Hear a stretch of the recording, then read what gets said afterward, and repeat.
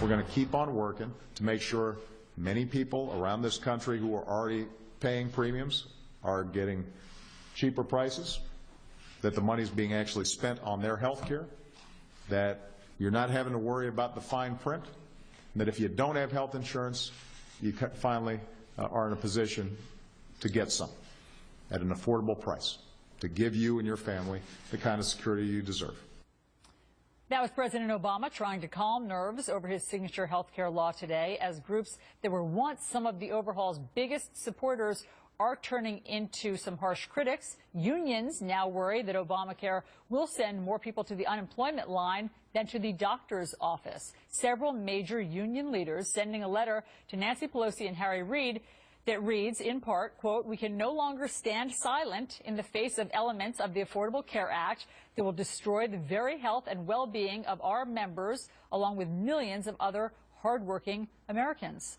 So let's debate this. Alan Colmes is a Fox News contributor. Jonathan Collegio is a Republican strategist and director of communications for American Crossroads. Gentlemen, thanks for being here. Hi, Allison. Thank you. Alan, what do you think of these union leaders who have now feel strongly enough to come public with this letter saying that they worry about their members becoming part-time workers or even unemployed as a result? What's really behind this is that unions, one of the things unions offer their workers are health care plans and negotiating health care for them. If the government does it for them, or if other plans like the exchanges in these states does it for them, it gives union members less of an incentive to stay union members. That's really what's behind this. The fact of the matter is, it's just announced today by the president that 8.5 million Americans are getting, in total, about $500 million in rebates. And furthermore, in New York State, Governor Cuomo announced that some premiums are going down for millions of New Yorkers, 50%.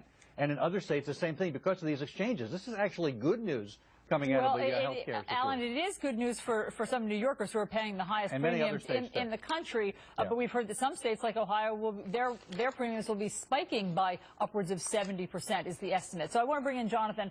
Jonathan, what do you think? I mean, is this, obviously Karl Rove at American Crossroads has penned this column saying that it's possible that the Affordable Care Act will lead to unemployment or at least just part-time employment.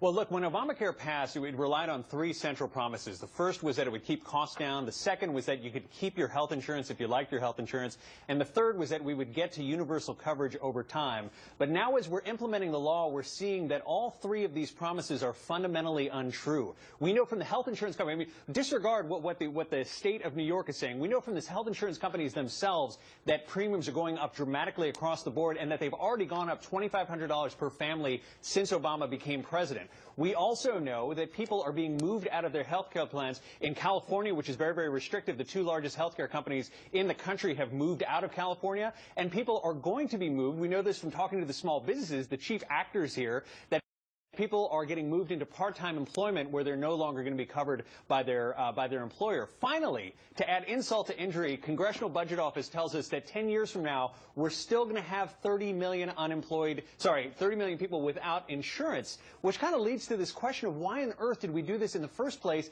if its fundamental promises aren't even coming true, I disagree especially on the uninsured. I mean, you can argue with the Congressional Budget Office. It's not true that the Congressional Budget also said if it was to overturn, like Congress has tried to do 38 times, it would cost billions of dollars in taxpayer dollars if they overturned it. So you want to quote the CBO, we can quote them on the other side as well. But Alan, about this one point, do you agree that it could be a disincentive to employers to hire full-time workers? If they can hire somebody for 30 hours a week and not have to pay their insurance, don't you think that the Affordable Care Act could prove to be a disincentive for full-time I think for some people, and that may be true, I don't know that it's going to benefit everybody to the same extent it'll benefit others. But you said, for example, a moment ago, disregard what's happening in New York. Don't disregard what's happening in New York with premiums. No. I said listen to the employers who are actually making these employment decisions, because a lot of the time that the government is telling us what they think is going to happen. I mean, Obama himself, the administration itself said that premiums were going to go down $2,500,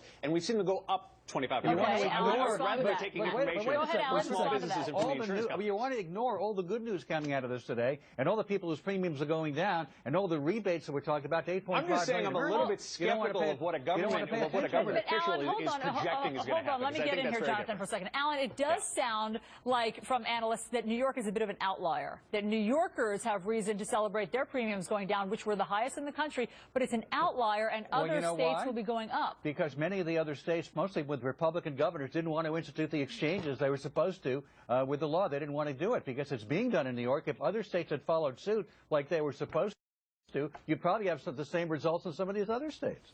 Jonathan, last word. All I know is that the insurance companies themselves are saying that premiums are going to go up. We know from the Associated Press and from the Kaiser Family Foundation that rates are going up, especially on young people. 42% increase projected for young people buying insurance. So I don't think that the president has any credibility, and it's kind of troublesome when he's going back to these 4-year-old talking points that have been completely discredited by the evidence that we have as we're implementing the law. Jonathan, Collegio, Alan Colmes, thanks so much for the debate. Thank you. Thank you. A spirited debate.